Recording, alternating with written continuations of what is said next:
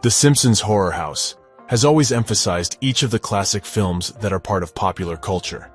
And this time it was the turn of the master of horror, Stephen King, with one of the most popular works he has written, and that has been brought to the big screen.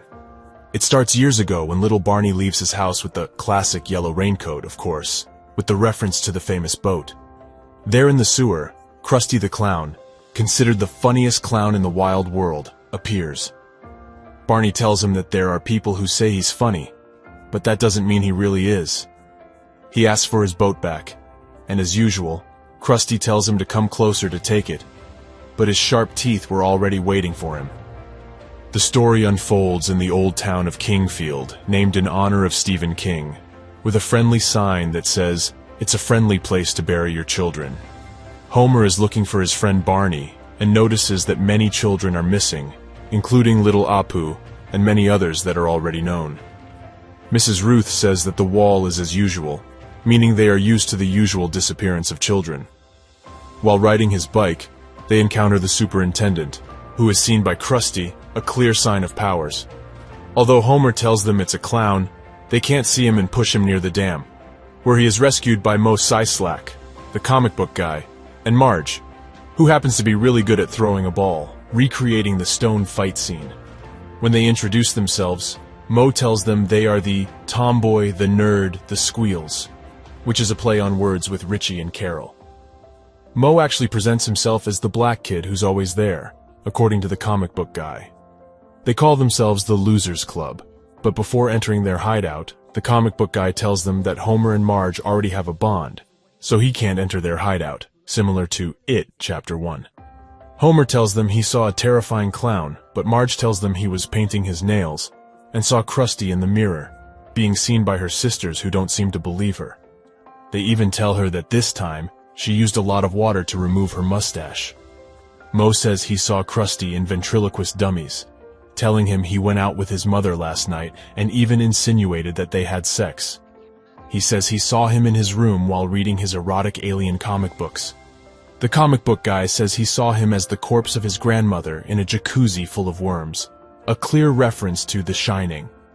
He tells them that Krusty resembles what they fear the most.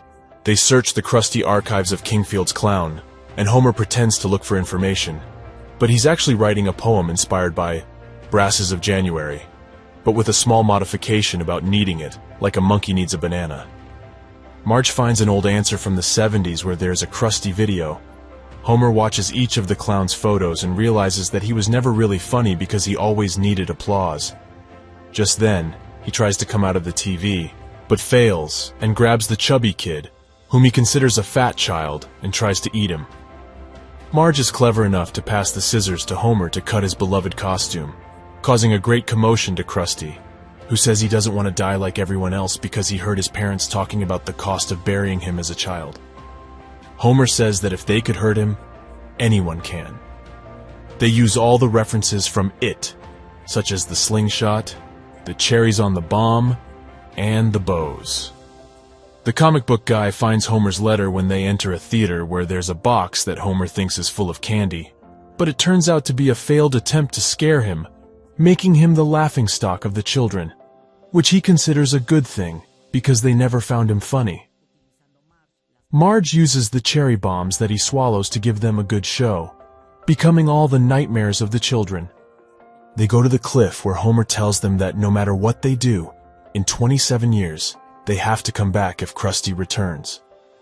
The March family and the comic book guy stay behind, telling him that they liked his poem and starting to kiss, being seen by a very disappointed Homer. Years later, Nelson and his friends watch the teeth of Krusty that were not buried in the Homer Tavern, while Lenny tells Carl that he can't imagine life without him.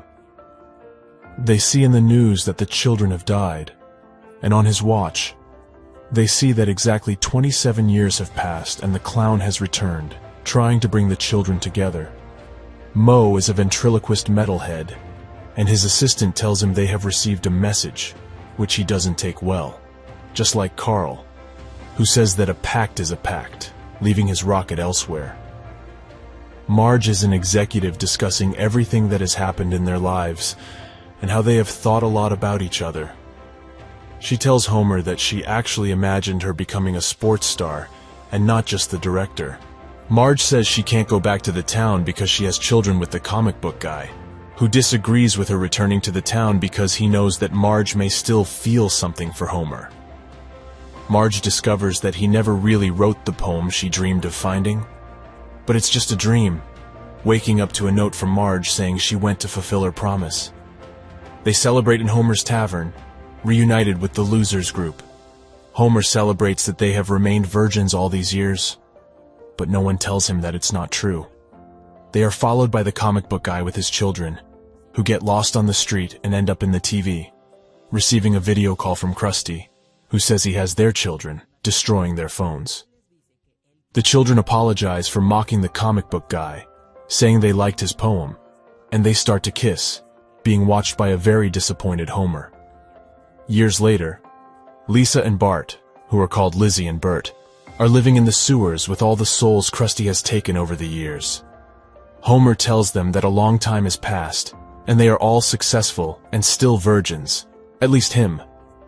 They are no longer afraid of him as they were when they were children, but Krusty tells them that what he will give them is not fear, but anxiety, showing all kinds of problems that arise over time, such as taxes, medical exams, Twitter, and parenthood, among other responsibilities.